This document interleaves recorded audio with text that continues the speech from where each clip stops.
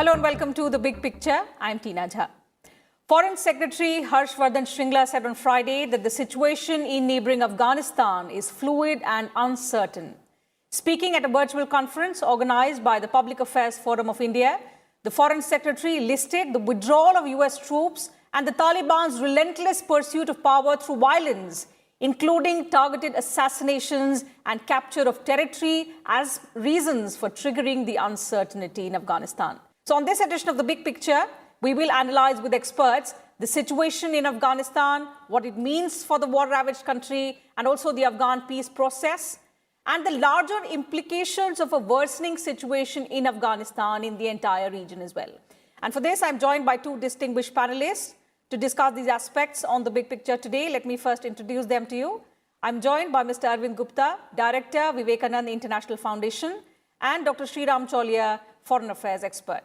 Thank you to both my guests for joining me on the program today. Dr. Cholia, let me begin the program today with you. In fact, first of all, let's try and understand how critical is the situation in our neighboring country, which has caused an uncertain environment in the country. Yeah, Tina, the war is intensifying even as the peace talks are happening parallelly. So that's the big contradiction and the tragedy there. The loss of lives and the destruction is tremendous. And what we are seeing is Taliban have been carrying out a lot of targeted assassinations of key civil society figures and individuals who oppose their agenda. And also, they have been mounting their insurgency and trying to practically they are on the doorstep of most of the big urban centers across the country. So in other words, they are knocking and they are basically saying that they could take over, because until now the terrain was that the government forces or government allied forces held most of the big cities, Kabul, Kandahar, Helmand, Mazar Sharif and so on. But now Taliban are on the verge of taking over many of these places. And that's where I think they are counting on the US withdrawal is almost complete. 60% apparently is done. And by July itself, the US forces will be mostly out. So the air power, which used to be there for the to support the Afghan defense forces and special forces, that is now going to be missing or will be not as fast as it was in the past. So I think Taliban are counting on that to be able to make further inroads. And then on the other side, there are these ISIS and other sectarian terrorist groups that are carrying out ghastly suicide attacks against, especially against Shia minorities. So what it means is overall that, there is, you can call it a peace process if you want to, but practically for the people there and for the region, the insecurity is actually growing, not decreasing, and therefore it's a matter of grave concern. Mr. Cholia, how worrying is it for Afghanistan, its people, and also the larger implications in the entire region? Well, definitely return of the Islamic Emirate of the Taliban, or at least some part of the country that will be de facto like an emirate, because that is what is likely to be power sharing. What is the meaning of power sharing? Some ministries and some regions will be pretty much conceded to Taliban. So in that case, the issue of minorities and of women and their rights will come to the fore. Last 20 years, they have had some success in creating the US presence there, was able to create some kind of a civil society and a civilian life, which had been completely uprooted and destroyed by Taliban from 1996 to 2001 when they were in power last time. So have they changed? I mean, there are different views on this, but the ground reportage suggests that the same Taliban will ban girls' education. They will, conduct executions in public squares for anyone suspected of violating Sharia.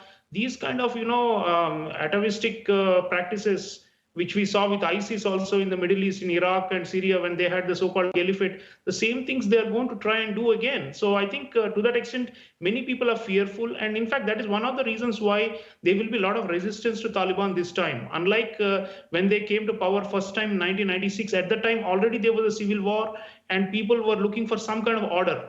It was just total chaos then.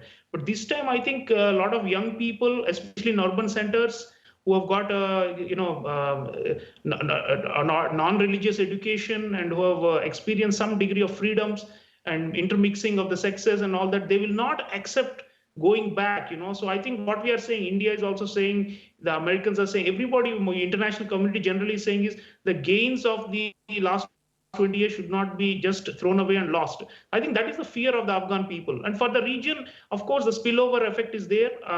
We can see, both the eastern and the western side, the Iranians are worried because if the Taliban return, and the Iranians have some linkages with Taliban, but the real fear is that the Pakistan-dominated Taliban factions will run the show, and the Afghans resent it a lot. Most of the ordinary Afghans believe that they should not be colonized by Pakistan, and that danger is there. And in fact, look at Shah Mahmood Qureshi, the Pakistani foreign minister, is saying Indians ought not to come there in such large numbers. Why are they present in Afghanistan in such large numbers? We are not there in large numbers. We don't have any troop presence, but already they are using this vacuum that they want their proxies to fill, and then they're going to say that Indians should not come in. And the sad part is, which we should be really worried, is the Americans are again said to be negotiating with Pakistan for air bases from which to operate counter-terrorism missions inside Afghanistan.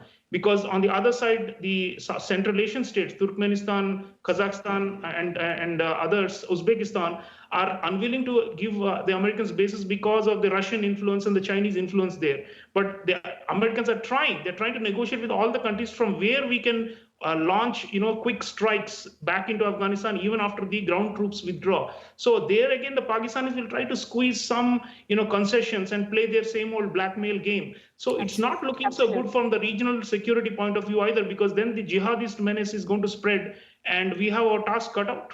For the first time, Dr. Chaulia, India has also changed its stance on engaging with Taliban, because we want to be in conversation with all stakeholders for long-term peace and stability in Afghanistan, because it impacts the progress of the country, and also it disturbs the regional harmony as well. So in that scenario, what is the kind of engagement that India can have with Taliban towards the peace process?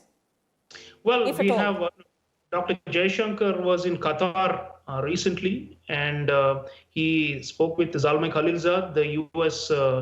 peace representative for the peace talks, and with the senior officials of the Qatari government, and various levels of our security establishment is in touch with the Taliban elements now, and it's publicly acknowledged. And we are trying to look for what we are calling nationalistic Taliban, who will want to preserve the sovereignty and the territorial integrity of Afghanistan after they come to power and into power sharing arrangements. Because, when you are a guerrilla force, you can always take the Pakistani support.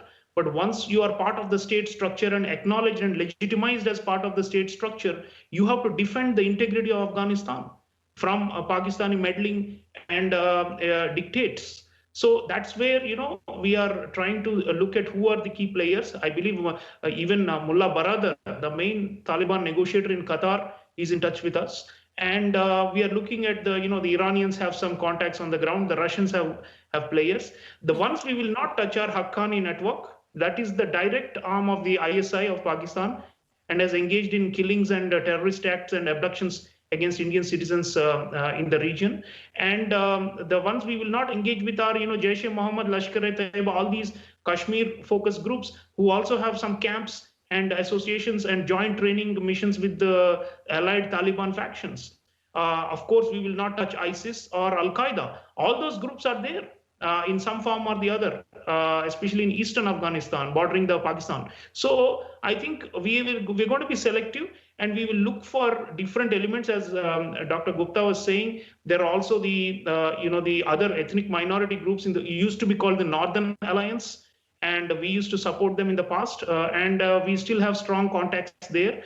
But I think this time we will not play the ethnic politics, because we want to avoid civil war, and we would like to create cross-ethnic coalitions across the ethnic lines, because that is the only way to salvage the situation. Because the moment it becomes ethnic, then the Taliban will say that this is basically a Pashtun land, we are the majority.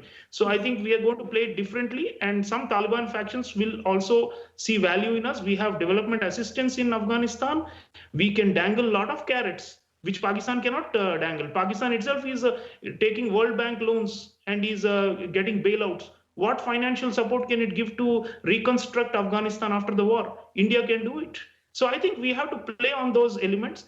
And I think, of course, the security situation is grave, as we discussed. But if we can find some balance of power, rough balance of power, to prevent total collapse of the state and takeover, then this more broad, wide-ranging, multi-vectoral kind of diplomacy by India can work. Also, there is fear that, if there is instability in Afghanistan, what we saw after years of being ravaged, when Afghanistan actually stabilized, there was little progress. Millions of refugees made a return to the country. But now if the situation reverses, given the worsening situation on the ground, the consequences of this can also be reversed, Mr. Cholia. Is that a huge fear as well? Yeah, the Europeans and the others fear, huge migrant refugee outflows. We have also hosted thousands of Afghan refugees, long-term refugees for decades in India. And so therefore, definitely one of the things with the, post-war, if at all there is a post-war settlement and a new state, what should be, about the return of all these people, displaced people, and humanitarian assistance and reconstruction. And that's where I think India has strengths and acceptability much more than most other players in the region. So if we team up, as Dr. Gupta is saying, with our key countries with whom our interests are aligned, like Iran and with Russia to a lesser extent, and even the Chinese, we should bring them into the conversation, because they will forfeit a lot of their investments in Pakistan in the CPEC if this spillover effect of the jihadists goes back inside Pakistan and restarts that, because they have a so-called Pakistani Taliban also, TTP. So those forces could also be emboldened if there is a victory of Taliban in Afghanistan. So it's quite complex, and therefore we should bring in all the key players who are aligned with our interests and chalk out a joint strategy, because without that pure bilateral assistance, of course, we have been doing for a long time, that alone will not solve the problem. That can only work when, as I said, there is some kind of balance of power. So with that, I'll have to call it a wrap on this edition of The Big Picture. Thank you to both my guests once again for joining us on the program and sharing your thoughts with us on this very, very important subject.